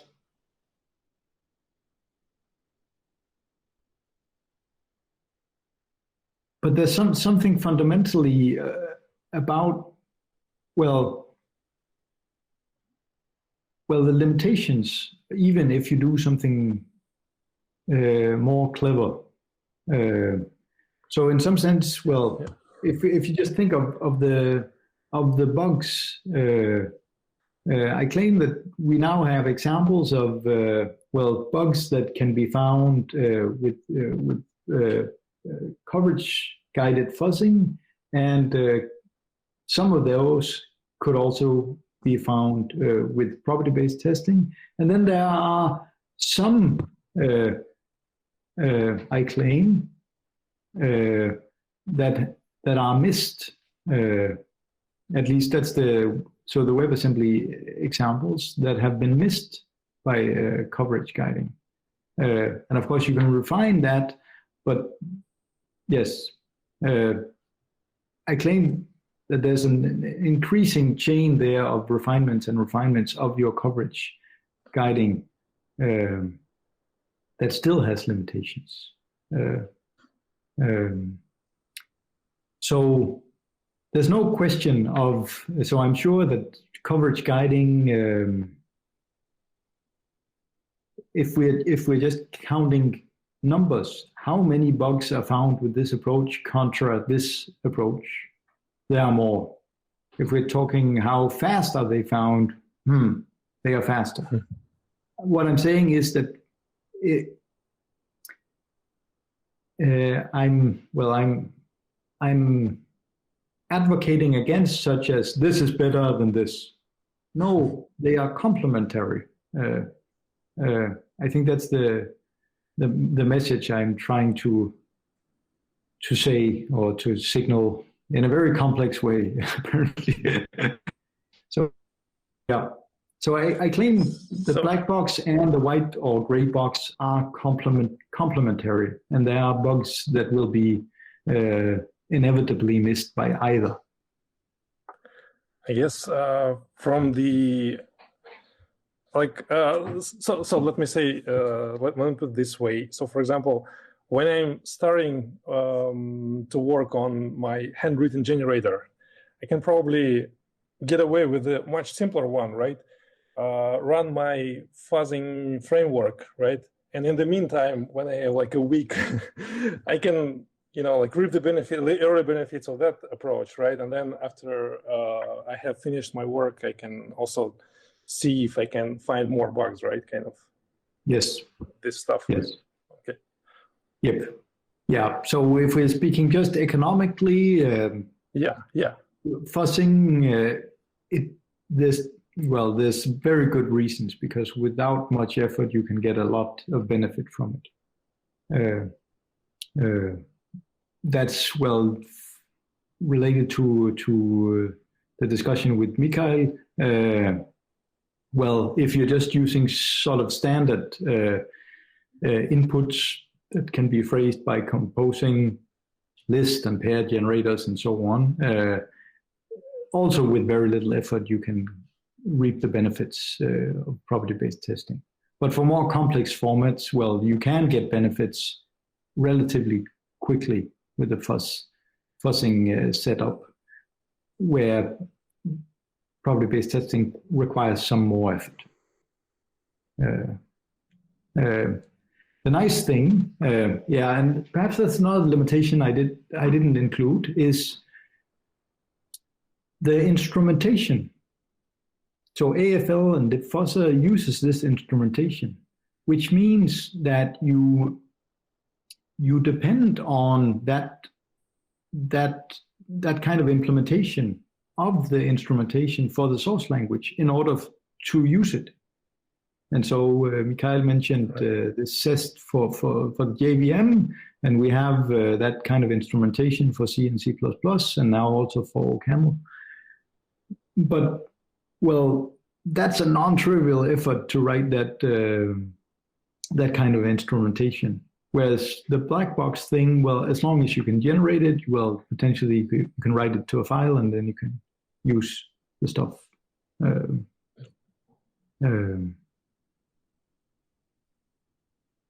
Yeah, so someone has to put in a significant effort. But to be honest, that's also true for a nice and reusable library of property-based testing. Someone has to put in the software engineering effort of writing good generators and so on. Yeah, that's very true. Yeah, thank you for commenting. You're welcome. Can you? Yeah. I'm just wondering if Alexander can speak now. Hello? Oh, yeah. I can speak. The question was, can you hear me or not? Yes. Yeah. So we found a bug in Google Meet, at least. Yeah, in Firefox, it seems to consistently not catch my microphone. Oh. Yeah. While other applications do find my microphone. So one case when you don't need property-based testing to uncover bugs. Yeah, and actually I wanted to share another story, similar story when you don't need property-based testing. And not long ago, I started learning, looking into WebAssembly too. And so I started writing just test programs, simple programs to understand the syntax, even like textual syntax, manually. So one of the first things, like second, third thing I wrote was program with if statements. And I was running these programs in Wasm runtime. And because I wasn't familiar with syntax, even much less semantics, I wrote completely messed up if, and it crashed. Wasm time. Just crashed. They had panic somewhere. It just crashed on input. Yes. Sometimes you don't need property-based testing. You just need stupid enough developer. Yes. You can uncover low-hanging bugs. And second comment on the WebAssembly. Again, nowadays, I believe all these engines, at least browser engines, implement I64 conversion to Java big integers. So you can return to that testing efforts and probably include I64 into them if you need a project with low-hanging fruits for some master students or something like that. That might be a thing now. Okay. Yeah. I did not know that. I will check it out. Recent thing, I think just recently, like JavaScript core got this support, so it's bleeding edge. There should be some of these easy to find bugs, probably. Okay. Well, so WebAssembly is used. Well, not just in the web's setup. Yeah. So for fun, one afternoon, I tried to test it on one of these other engines, and I actually forget whether it was Wasm time or what it was. So I tried, so that I know some WebAssembly is used for some blockchains as well. I forget whether it was Wasm time. Now I'm trying to look up. There are quite some engines, like even yes. major ones, Wasm time, Lucet, Vaviem, Yes. and Wasmer.io, and yeah, several other, like at least half a dozen already. Yes. And like so I can't find 4 major ones. I tried one of these and I didn't check any property or the very simple property. Does this engine accept the output of our generator without any errors? And I found a bug within 2 minutes. I was reusing this generator. It was black box, right? And there's not necessarily any compiler instrumentation for WebAssembly, right? There may be for the implementation language of the WebAssembly engine, the C++, but there's not. Yes, so you have to instrument a reference interpreter or WebAssembly compiler, if you will, to do something like that. But here I was able to reuse the generator, and I found a bug. I haven't listed it, and I'm, well, now in panic trying to find that bug. But yes, and it was a validation error similar to the one you described, except that this was actually a program which was supposed to be accepted. It should be valid by the, and my shrinker was able to just cut it down to 4 lines or 5 lines or so. And this was, they were in trying to ship the big 1.0 release, and they were in Alpha 1 and Alpha 2 and Alpha 3 and Alpha 4 release. And then, by that afternoon, I just, for fun, tried. And so I found, wait a second, but then we have to upgrade our Wasm parser to a new version of blah, blah, blah to fix this. And they were, so are you using Python or what are you using? I'm not using anything. I'm just writing these by hand. My generator is writing them by hand. So I think that's what was a nice example of being able to reuse that kind of testing infrastructure for the WebAssembly community. And I've also tried to poke, there's a guy called Andreas Rosberg, who's behind WebAssembly, and he was an old programming language researcher from the functional programming community. But he's a very busy guy, so he has not reacted. Well, he has reacted, but he's too busy to apparently to spend too much on this. But I was hoping to be able to, that they could benefit from these efforts, at least in that community.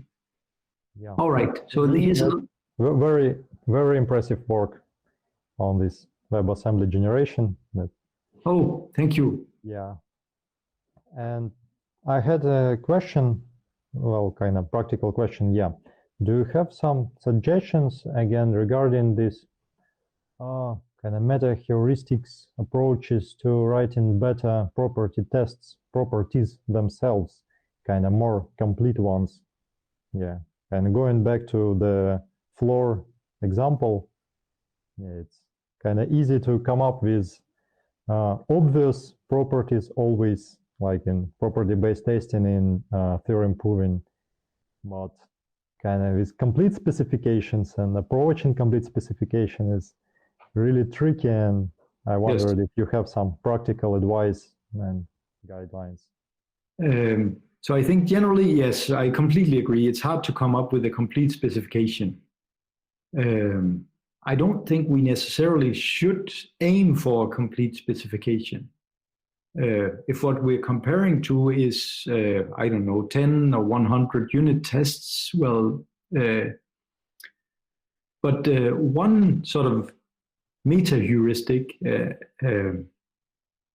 well, that at least makes my students react better is to say, okay, turn it around and then say the devil's advocate. What implementation of flaw could you think of that would escape this one? So then it sort of turns into sort of almost a two-player game. So now we have a property, but wait a second. Can we think of, if we think as devil's advocate, how can I trick this one? So write an implementation that would escape or fly under the radar of that specification. And I think that's sort of a nice thinking tool, at least, to give you feedback to your own properties. If you have something, this is sort of a first property, that's a way to help refine it into a better property. Right. Well, to me, that sounds on a face value as a program synthesis. Well, Did you have research into that? Yes, Combine property-based testing with synthesis, and so that come with. We're just using it as sort of as a thinking tool and not as a software tool. But yes, potentially one could perhaps combine it somehow with synthesis and say, can you generate me a program that would then... But then again, the thinking tool is saying, well, I show you flaw of f less equal f. Alexander, generate or show me an implementation of flaw which satisfies this property but is still not correct. So in order to have a software system generate that for us, we would still have to phrase, but is still not correct. No, not necessarily. To my experience, at least, and I think it's pretty much everyone's experience, when we automatically generate programs, usually generator gives us kind of minimal, barely minimal program that passes whatever examples or tests we throw at it. So with that like specification for flaw, yeah, it will come up with ID function like almost immediately and say, okay, I'm done. This is your function. Yeah. Satisfies all your examples. Yeah. And we look at it. Oh yeah, that's exactly the stupid function that satisfies specification, but totally have nothing to do with flaw. So after several rounds of this back and forth, we can come up with something kind of much more reasonable, much more precise specification, and with very automated approach. Well, hopefully. There has actually also been work where they try to sort of synthesize properties. I'm trying to think of a name, but yes, there are some libraries. What's his name? Yes. Well, at least some of this. There was one student, I believe, working, or a couple of students working with Colin Runsham from Kent. They have investigated some approaches for synthesizing properties that also sort of goes in that direction of I don't have a good idea for properties, so but yes, that sort of meta heuristics building on top of property-based testing to then say, can I come up with different combinations that will survive property-based tests as a way to help developers come up with better properties. Yeah, there is a question in the chat. Yes. Sorry, I noticed it, but then I came away from it again. Yes.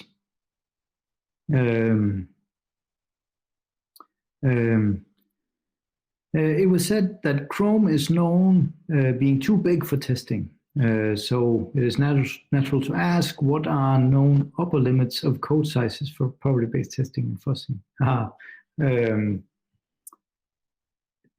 I don't think that there are so known limitations. Again, at least historically, so the what's his name, Michal Zalewski, the author of AFL, he was a Google software engineer, just a very, very good software engineer, and he came up with this design that was just a very, very fast fuzzer that would mutate, say, in memory because it was too slow to write stuff to disk and so on. All of that just to crank through the most tests to be the most efficient to find the most bugs. And then sort of in parallel, we have the academics like John Hughes and Claessen and people like me that sort of, and so there's a risk of what is known in one community and what is known in the other community. So I just happened to watch this presentation of fuzzing by a Google software engineer from the fuzzing team, and then he says, well, we know there are these limitations. There are limitations to how big programs you can fuzz test with this coverage-driven fuzzing. And yeah, so that may be known in the research literature, but in that case, I don't know the paper where that is documented.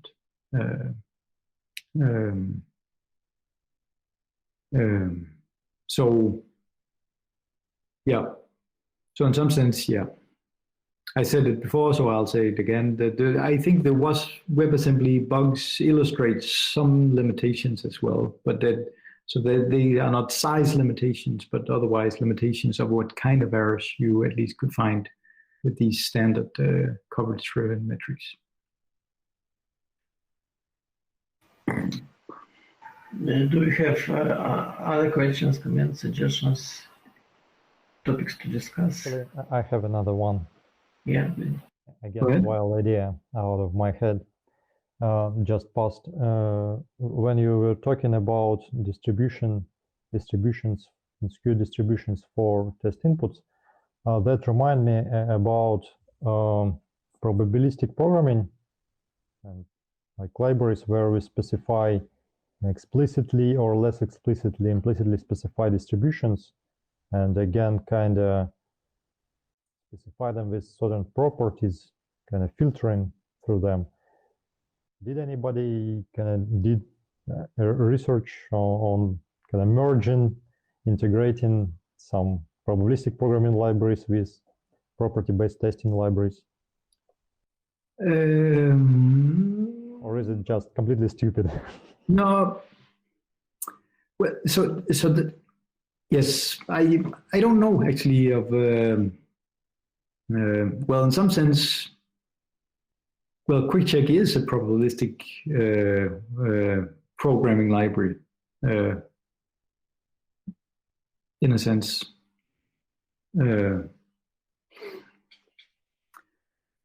No, I don't know of any such combination. Sorry, I'm not an expert at all on this probabilistic programming. Yeah, I will add that. As far as I know, the main objective in probabilistic programming is building an estimation of unknown distribution. So it's not the same as just generating random data. So I presume it's sort of just misleading connotations. Because we had in the past summer we had the summer school of probabilistic programming. So I was expecting something like these sort of things like random search, etc. But it was mainly concerned building and estimations for probability distribution. So presumably it's just a misleading term. Yes. Yeah. Yeah. No, so one, as far as I understand, one sort of success for probabilistic programming languages like that is, well, to program, well, some variations of machine learning and so on. Yeah, it has some application in this area. Yeah, there are different approaches to doing something like that.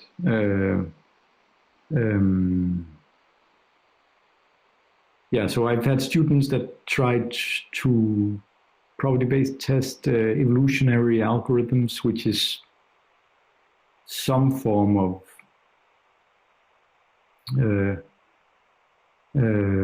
AI or machine learning, if you will. There it was challenging to come up with properties that something like that should satisfy. It's not so apparent because of this randomization aspect that these employ. So we were trying to think out of the box. As we talked about here, well, what properties should these satisfy? And that, well, for something like that, an evolutionary algorithm at least tends to always remember the best fit input. So that should sort of be an increase in the fitness of the best individual in such a population. So that's one example of property we could come up with or something like that. And I think, yeah, so the students that did this, they found a bug in one of these libraries. I think it was a C# library when they tried to test that using this approach. But yes, no, I'm way out of my expertise, but yes. I'm kind of, yeah, I'm definitely never testing for that matter, but still, while I'm thinking on this topic, it seems again more appropriate for property-based testing in the sense of this input distribution generation, because exactly we want to estimate a distribution. We don't know exactly which one. We don't know best input distribution for any particular program, but we want some good distribution. And occasionally we have these kind of inputs, kind of guiding input that, okay, it failed on this input and fell on this input. It kind of gives us some information, yeah, in a sense of this Bayesian inference, probably, to kind of update our priors and figure some bits of information about how ideal distribution might look like. Yes. There could be, yeah. So that's, yeah, so this idea is also what they utilize in AFL and so on. If you have some known inputs, well, potentially there are other errors similar to this found error. Of course, there's also a risk that you then get a skewed distribution towards something that will find the known errors. And so, yeah. Yes, but Okay, I presume we have to stop now because we are keeping young people for almost 2.5 hours. It's becoming non-appropriate, and I want to thank Jan for his beautiful presentation and discussion. I hope we will meet sometimes in the real world. Yes. Oh yes, I will look forward to meeting you guys when this horrible pandemic is over. Yeah. So I wish the best for your family. Please stay healthy and be good. Thank you, Dimitri, and thank you to all of you for your interest and for lasting to the very end. I know this was a long talk. I'm not used to giving such a long talk, but thank you for listening and for your interest.